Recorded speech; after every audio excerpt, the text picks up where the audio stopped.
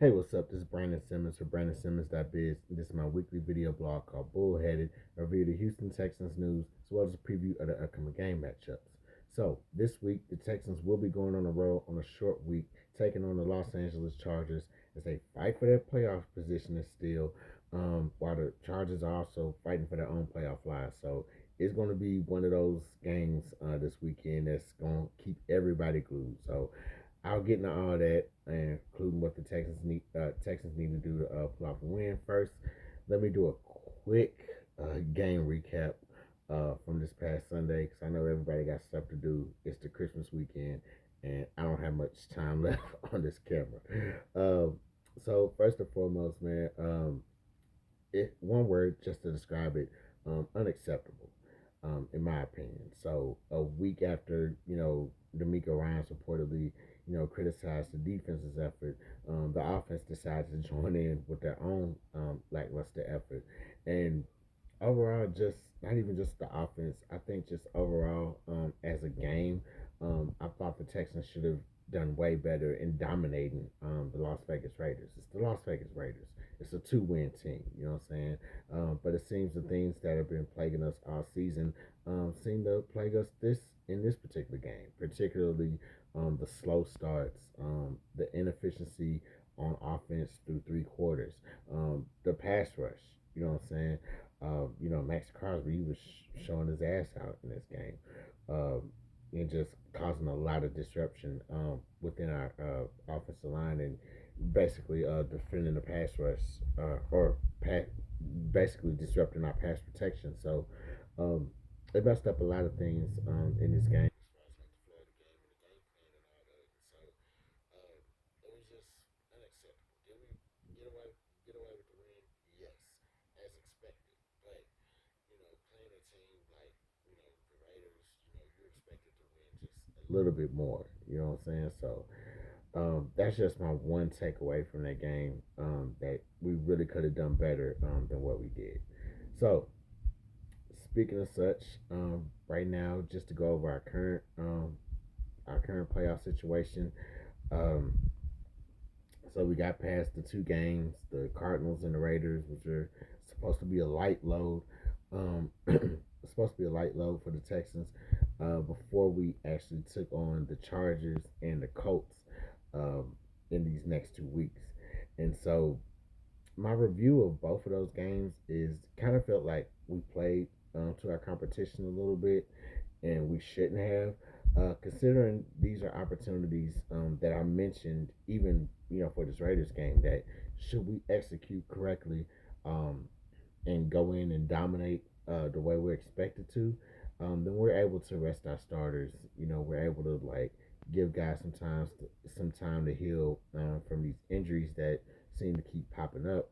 And I get to one of a big one in a few minutes, but um, that's basically what these games should have served as, and I basically they didn't. You know what I'm saying? So um, it just seemed like it was really a waste of almost a waste of time, if you will. I mean, we have to play the games, obviously, but just coming in and just playing these close games that we should have been super dominant in just makes absolutely no sense considering what we're up against in these last 2 weeks. So uh, hopefully it's a lesson learned. And I don't know what kind of what kind of lesson you'll take from that because it's rare that you'll probably pull a situation such as this. Um, so going from those two, supposed to be duds to these next two games that are coming up, um, with the Chargers and the Colts. And so with the Chargers, they're still fighting for the AFC West crown. They're, still fighting for home field advantage, all that good stuff. And then after that, we're supposed to be facing the Indianapolis Colts. Now, Indianapolis Colts, before the Daniel Jones injury, we looked at that game. I looked at that game and it was like, all right, this is going to be the big one. You know what I'm saying? At the end of the year, they might flex this to like prime time, but after the Daniel Jones injury, and then just watching them put Phillip Rivers in and watching Phillip Rivers play these last 2 weeks, it's kind of mm, up in the air to be honest with you. And so my thing is what my thing is this. The Chargers game is going to be tough regardless. That's a given. The surprising, it's not even surprising. Let me be honest, I'm not surprised. This Colts game is going to be just as tough still, regardless of who's missing from the Colts, because it's not just you know Daniel Jones is out, and they have Philip Rivers. He's a veteran quarterback, and his experience just watching him play last night was that was something. You know what I'm saying? But on defense they're missing Sauce Gardner. You know what I'm saying? And so um, regardless of who they're actually missing on that Colts team, this is still going to be a tough team to really beat. Because regardless of the Colts' outcome against the Jaguars this weekend, they're going to want to play us like tough. You know what I'm saying? Like they're still very much our division rivals, and that's something that they're going to hang their hat on. That they're able to be instrumental in, hindering any playoff success or progress that we're trying to make when it comes to that Week 18 matchup. Um, so yes, bottom line is these last two games are very much just as tough as before any injury or suspension. I just saw a news item that uh, Den- Denzel Perryman is going to be suspended for this Chargers game, but even without all that, what I'm saying, it's going to be very much these last two games are just going to be very much the pre-playoffs before the playoffs, if you will. So Texans just have to, what I'm saying, they have to really, if they're going to play to the competition, like this is the weekend to play to the competition and really just step the game up. So, injury report, like I mentioned, it's Christmas. I got stuff to do. You got stuff to do. So I'm recording this a little bit early. Didn't see too much from the injury report that I didn't have from last time. The one big item that I did see was Ariante Ursery. He had surgery on his hand today on Tuesday, and so right now he's listed as out for this Chargers game, obviously, but also there's no timetable for its return. So hopefully they'll figure something out. You know, maybe next week. As far as like just seeing where his healing and everything is going. But yeah, right now no timetable for him to return to the lineup. So very interesting to see, just how that works out for us. So with that being said, man, uh, oh man, it's back to actual business for the Texans. Texans will be going on the road, taking on the Los Angeles Chargers at 3:30 on a Saturday. So stop me if you've heard that before. And the ironic part is, that seems to be all the time for a lot of our. That seems to be the time for all of our playoff games in franchise history. And the ironic part is that this may actually be a preview to a wild card game, depending on where the Chargers fall, depending on where we fall as well. Um, so, with that being said, let me just go right ahead and get into this. So, number one, for the Texans to get a win this weekend, first thing they need to do is stop Justin Herbert. Seems pretty simple, straightforward. Herbert, he's a pass first, dual threat quarterback. So, yeah, he'll throw the ball more than likely. He has a great group of receivers that we're getting all that in just a few. But he's also a dual. He also has dual threat tendencies. He can break out for a run if need be. He can break out the pocket if he needs to. Um, he's done it. I don't know. I can't remember off the top of my head if that was the Chiefs game earlier in the year where he had ran for the first down and just slid, just to like kind of seal the deal. I think the run that he did was like on a third down or something. Um, And then last week against the Cowboys, he had a huge run, late in the game to kind of, help push things along as well.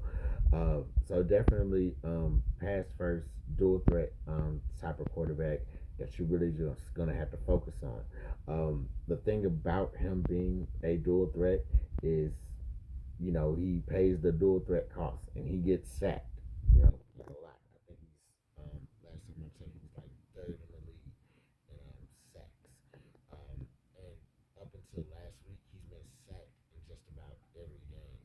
And the week before that, he was sacked 7 times. And that was like one of his many multiple games where he's been sacked 5 or more times. So, um, and that's the cost of, and like I said, that's the price of being a dual threat quarterback. You look at Lamar Jackson's games. Um, every other game he has like a high number of sacks. That's because he's trying to get out of the pocket or whatever, and what I'm saying. The defensive lineman just kind of catch him slipping sometimes. So, um, I think that is very much the case here with Herbert, and that game where he got sacked 7 times, that was against Philadelphia, and they pushed that game to overtime. But it was also kind of like,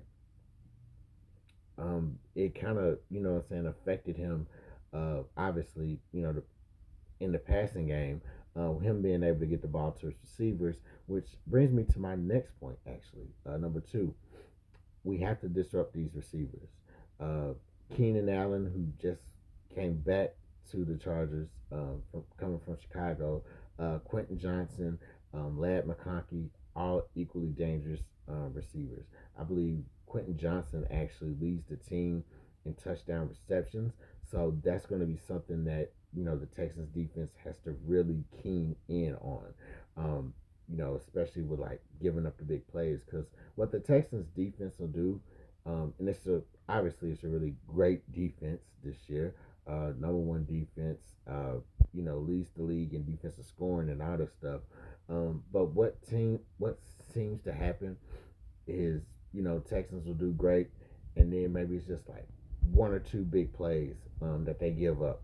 So definitely they're going to have to tighten up on that, because with the Chargers, they thrive off having one or two big plays and then just kind of middling around, in some intermediate type yardage situation. So uh, definitely the big plays are going to come from these three guys at any given point. In fact, with McConkey, I believe one of the other games that Herbert got, more than 5 sacks in, McConkey had like 4 catches for 107 yards. So even though that that sack stat is something that can imply that it can disrupt the Chargers offense, there's still big plays to be made um, from either of these three guys. So definitely disrupt these receivers.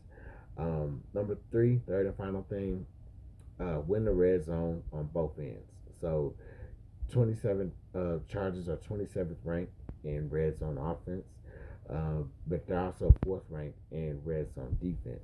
So it's important that we go in there and win, the battle. You know what I'm saying? Especially with our red zone offense, we're not, that great as well. Excuse me. So we're not that great as well. So we're gonna have to go in there and just really just make it an intention to make plays in the red zone. And we've been doing good in the red zone. We've been making quite a few plays these last few weeks. I can see the improvement, but that improvement is really going to have to be implemented in this particular game, just to kind of beat the Chargers out. Um, Bonus thing also, Marion Hampton is back. He's been back for a couple of games now. The rookie running back, pretty definitely, he's nice. So he was injured for like quite a few games, but now he's back in the lineup. So that's also somebody that the Texas defense is gonna have to keen in on and just slow down as well.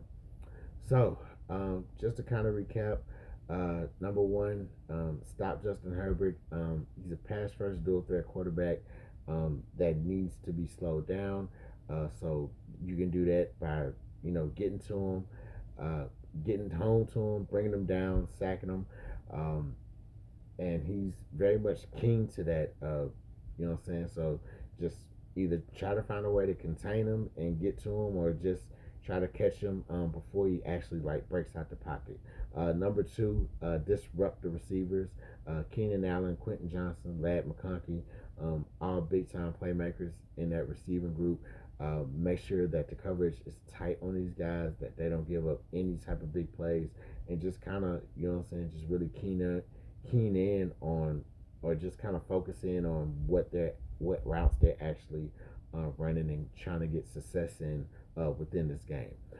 Third and final thing, win the red zone on both ends.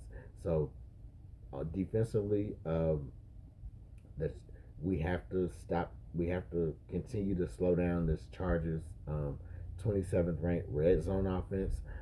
Offensively, we're going to be facing the Chargers defense that's ranked fourth in red zone defense. So we're going to have to put our best plays forward, and what I'm saying, just really challenge this team. When it comes to the red zone, and win those matchups, and win those red zone matchups, and what I'm saying, just be able to get the points on the board. Texans do those three things, they should be able to walk away with a win in this game. So um, that's all I got for y'all this week for these holidays. Uh, Merry Christmas, Happy Holidays, Happy Kwanzaa, all that stuff. Happy Kwanzaa, Happy Holidays. Yeah, I hope I got everybody covered on that. So, yeah, if you're watching this on Facebook, facebook.com/BrandonBlog, like this video, like my page, share this video to your news feed.